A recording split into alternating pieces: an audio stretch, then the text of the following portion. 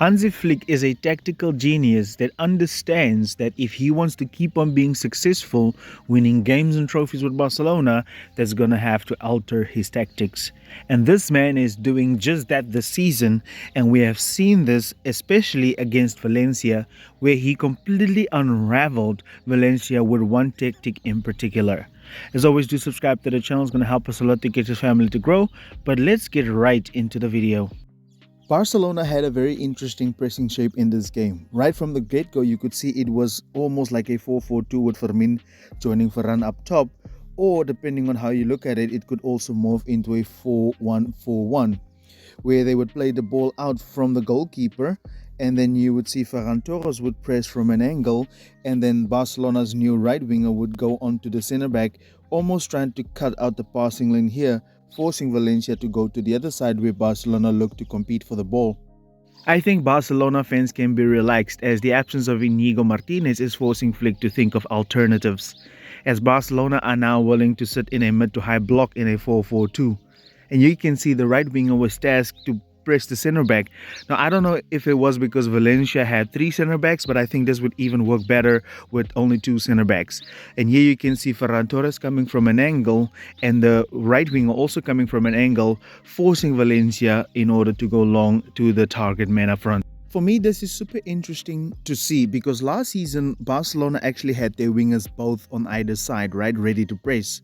But now we see in this game, especially in the early stages of the game, Ferran Torres was the initiator, and then the right winger would join the press, and he would not do that immediately. That is to cut out this passing lane and to force this player back or long in order to have this guy out of the picture, because the moment this ball go wide, Kunde actually has to come out and defend. So him being cut out as a passing option now in this instance right here and this guy going long means Barcelona's backline can stay intact. Here we have a perfect example of Rooney not cutting out the passing lane, therefore Kunde had to come forward. And this is actually altering of his tactics where Flick wants this guy to join the press and put pressure the moment that centre back receives the ball and actually cut out a passing lane to deal with the space Barcelona leaves with the way they pressed, especially last season. Because think about it, last year Rooney would have been here with Varane up top and therefore the centre back would not be an option. Therefore, the goalkeeper can just play the ball straight into Gaia, who's the left back. But now with Varane being the initiator and Rooney being a little bit deeper, automatically the centre back now becomes an option where he can cut from an angle and actually force him long or force the ball into the midfield. This is all to allow the fullbacks not to come out of position and therefore the backline can stay intact. So great tactical awareness of Hansi Flick.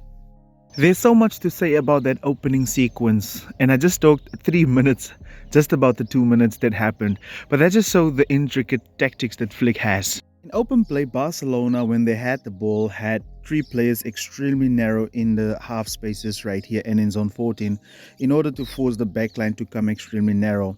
This is because I do believe that the right foot of Rashford opens up so many opportunities to link up with Ferran Torres and Gerard Martin, but at the same time also holds the thread of getting the shot away.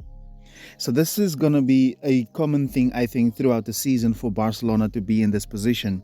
And you can see this in the average positions as well. He's going to spend a lot of time in these areas right here.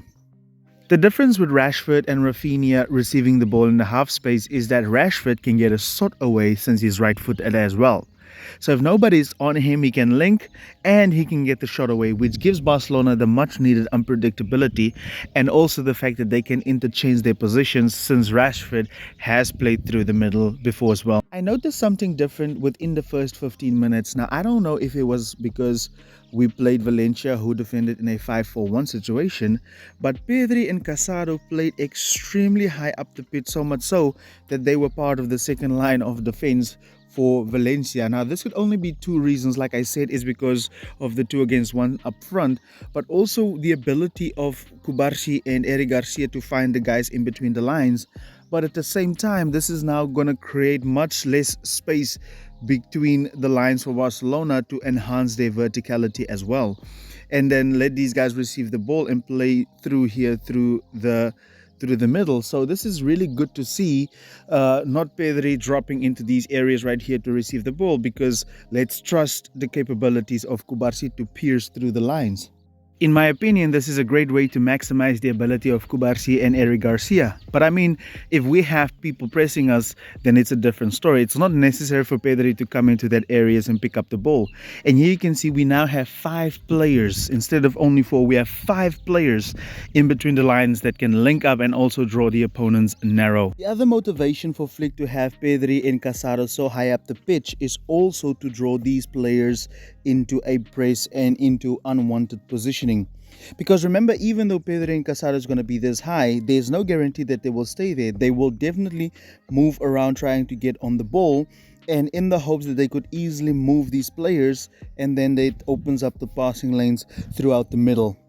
This is actually great for Barcelona because Pedri and Casado now is part of the play that happens in the midfield. So there's no transition where Pedri and Casado has to find the other midfielders. And you see this in the goal where Pedri and Casado, because they were higher up now running back to the ball, they actually draw the attention of the 2 deep-lying midfielders. And now you can see the amount of space that opened up in between the lines, which actually divided the defense line and also the midfield line for Valencia, opening up acres of space, and Fermin got in behind. However, the questions still remain. How exactly did Barcelona undo Valencia in the second half? I want you to comment down below, what do you think it was? But in my opinion, I think the reason why Barcelona destroyed Valencia was the fact that the manager of Valencia didn't deal with Pedri and Casado's movement. They actually tore them apart. Now, he did try to actually task these forwards to actually come onto them, but the movement was just impeccable. Nearly all the goals from the third goal onward was involved with Pedri and Casado, where they would move into these areas so high up the pitch that when they received the ball, they got pressed, but that just opened the pocket for the likes of Fermin. Dani Olmo also later on came on. So yeah, these two, and this might revolutionize Barcelona's play against low blocks. Pedri and Casado being so high and advanced means that they are part of the play, like I explained earlier. And this is so difficult for the opposition team because now Barcelona literally has 5 players centrally and they cannot go out and press them because that's going to leave so much space in behind them. And many a times the deep-lying players of Valencia was pushed out of position. And look at how Fermin is receiving the ball while Ferran Torres is pushing back the back line. And this is going to be a common theme for Barcelona, especially against the lower block teams, to take them apart, which is genius. Look at how Fermin kept on receiving the ball in these spaces, and Valencia's coach didn't deal with it. He did not deal with it, right? Constantly receiving the space in between the lines, and they later on defended in a 5-3-2 with a very narrow shape. And you can see here Casado and Pedri is being marked by these 2 players. He actually tasked his players to keep tabs on him. Look at the 2 center forwards on Pedri and Casado. So the defensive midfield from Barcelona is so high and advanced that this is going to push back teams even more. Look at how, again, they are involved. And this is actually what pulled Valencia apart. And the coach did not deal with this. And yet again, you can see they received the ball just behind the defensive midfield of Valencia. And this is going to be a field day for Barcelona players. I can already see Frenkie de Jong, Dani Olmo get into these areas, right? And Lewandowski even is going to have a field day because if one of the defenders push up to go and mark, then he's going to be one-on-one with the keeper, right? And then eventually when it was 5-0, then the coach of Valencia decided to push back his center forwards, which was already too late in my opinion. As always, please do subscribe to the channel. It's going to help us a lot to get this family to grow bigger. We will be uploading weekly tactical content on this channel, mainly from European football, UEFA Champions League, La Liga, Premier League, Serie A, and Bundesliga games. If that's you and you like tactical content of football, do subscribe to the channel. I will see you in the next one.